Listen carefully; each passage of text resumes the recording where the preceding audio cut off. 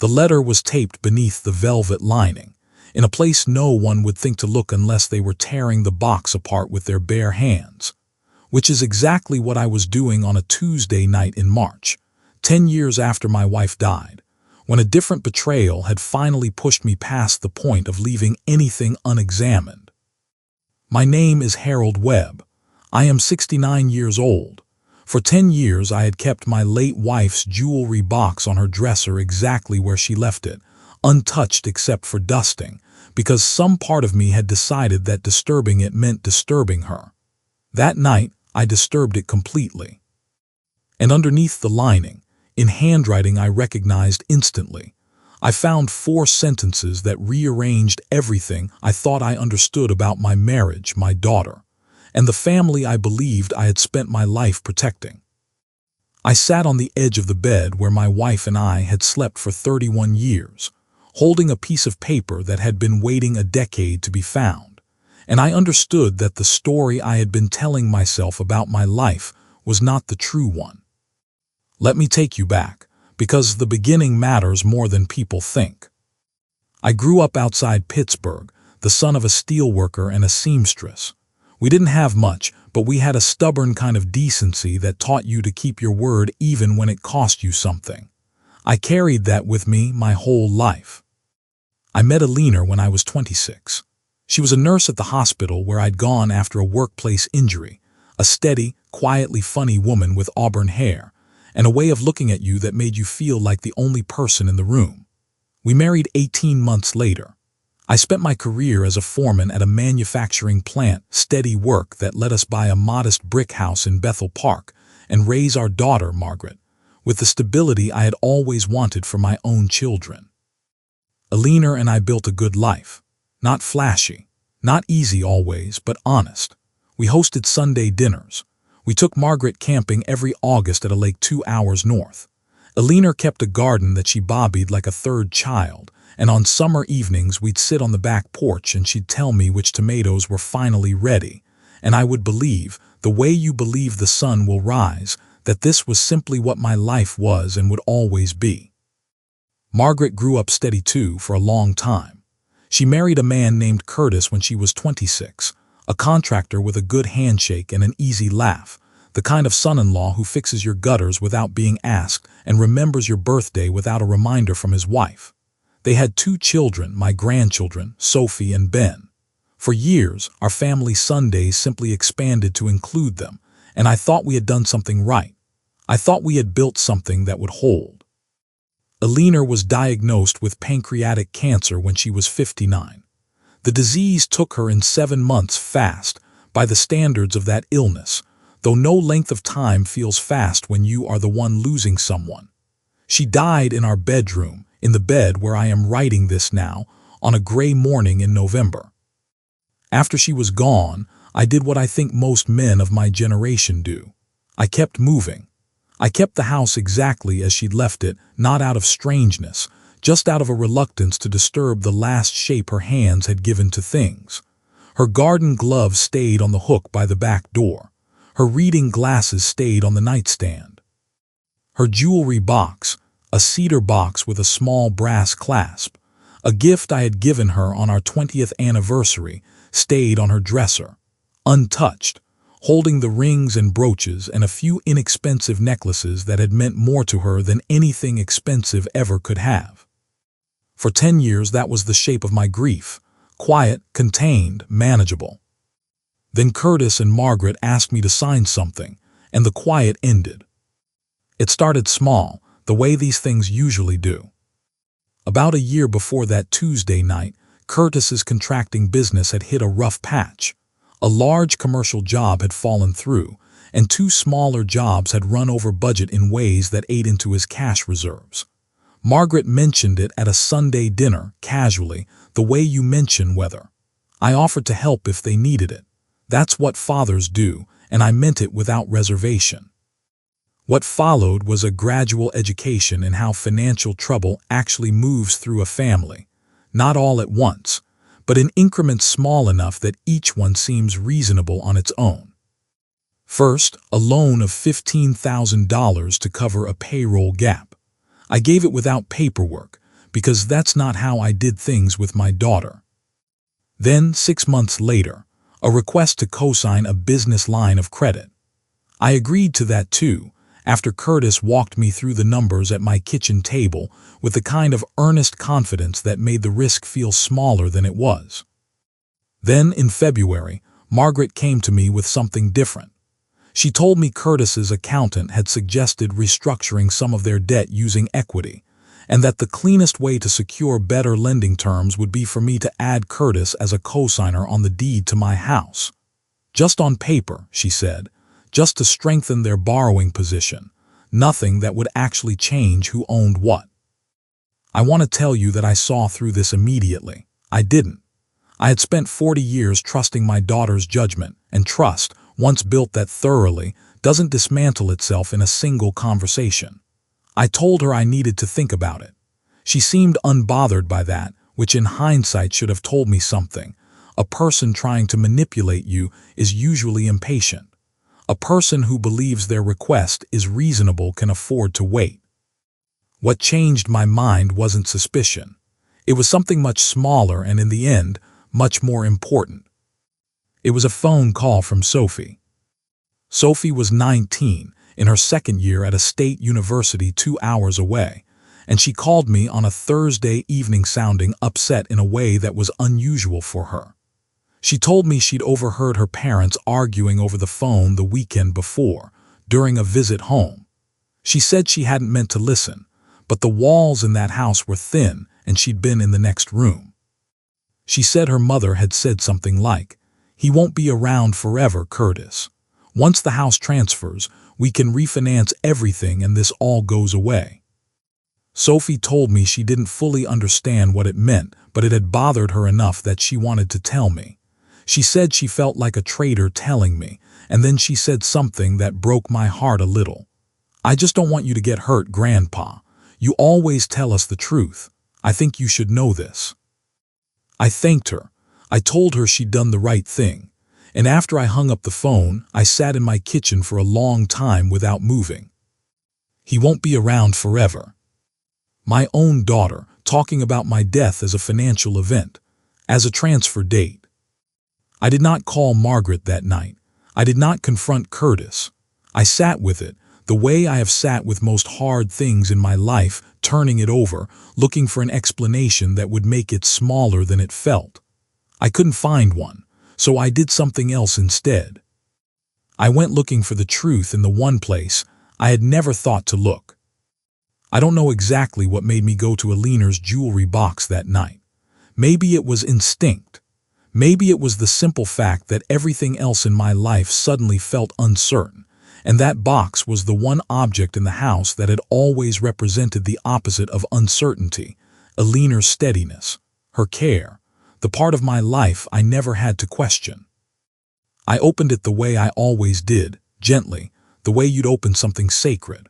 I looked at her rings, her grandmother's brooch, the cheap turquoise necklace she'd bought on our honeymoon in Arizona and worn more than anything else she owned.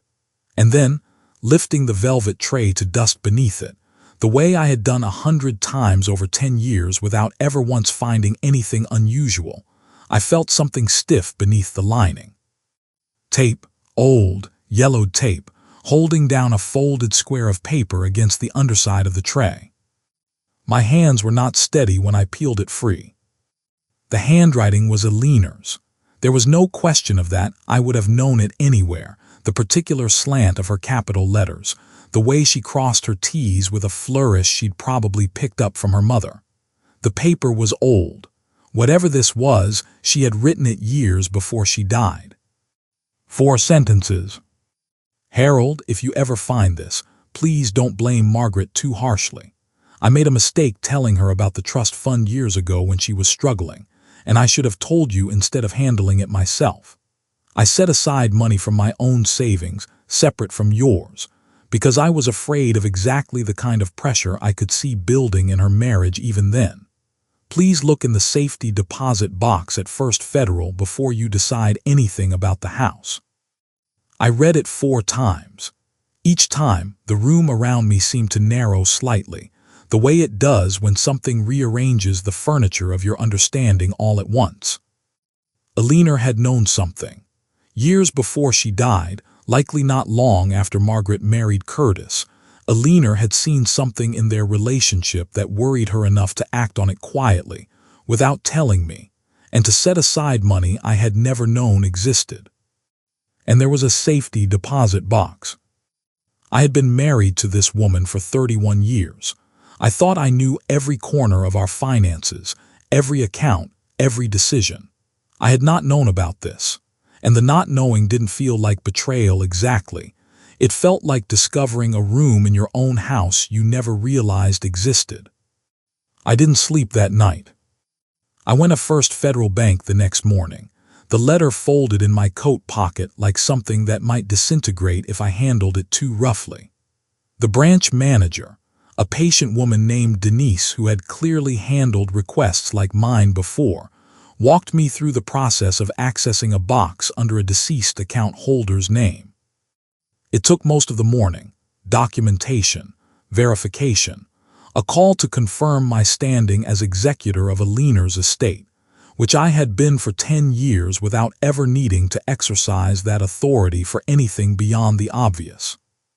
When the box finally opened, I found 3 things. The first was a savings account passbook in Alina's name alone, showing a balance that had been built slowly over 15 years, money she had quietly diverted from her nursing salary, and, I would later learn, an inheritance from her own mother that she had never fully disclosed to me. The balance was just under $200,000. The second was a more recent letter, written closer to her death, that explained more directly what the first note had only gestured toward. She wrote that she had noticed, in the years before Margaret's marriage troubles became visible to me, a pattern in how Curtis spoke about money: entitled, impatient, always assuming resources would appear when needed. She wrote that she had tried gently to encourage Margaret toward more independence and had been rebuffed.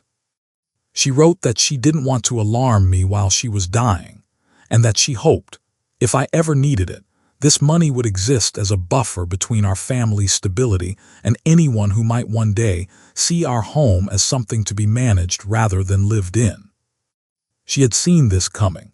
10 years before it arrived, my wife had seen the shape of what was now standing in my kitchen asking me to sign over my house. The third item in the box was smaller, a separate, sealed envelope with my name on it, dated just 2 weeks before she died.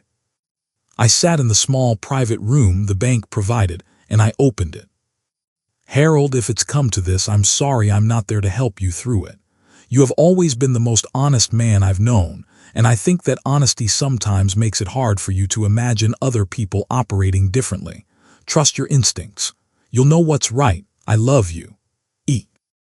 I sat in that small room for a long time, holding a letter from a woman who had been gone for 10 years, feeling her present in a way I hadn't in a long time, not as an absence, but as a hand on my shoulder, steady and certain, the way she had always been when I needed her most.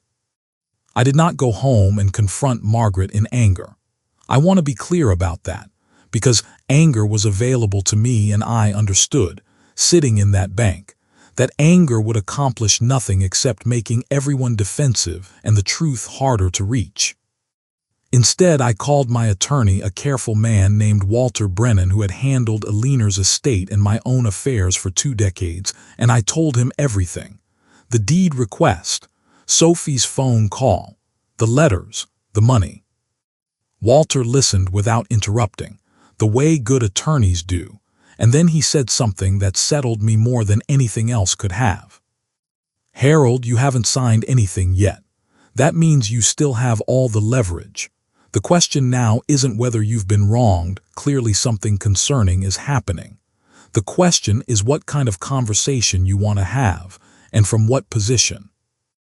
I told him I wanted the truth, plainly stated, with everyone in the room. I wanted my daughter to know that I knew. I wanted Curtis to understand that whatever plan he had built around my eventual death had just become irrelevant. And I wanted to do it in a way that didn't destroy my relationship with my grandchildren, who had done nothing wrong and deserved better than to lose their grandfather over their father's mistakes. Walter helped me prepare, Not a legal ambush, a conversation. Carefully structured, with documents present but not weaponized. I invited Margaret and Curtis to dinner the following Sunday. I told them I wanted to talk about the deed request. Margaret sounded relieved on the phone, which told me she still believed I was simply slow to come around. She had no idea what was waiting for her at that table. They arrived at 6. Curtis shook my hand with his usual easy confidence.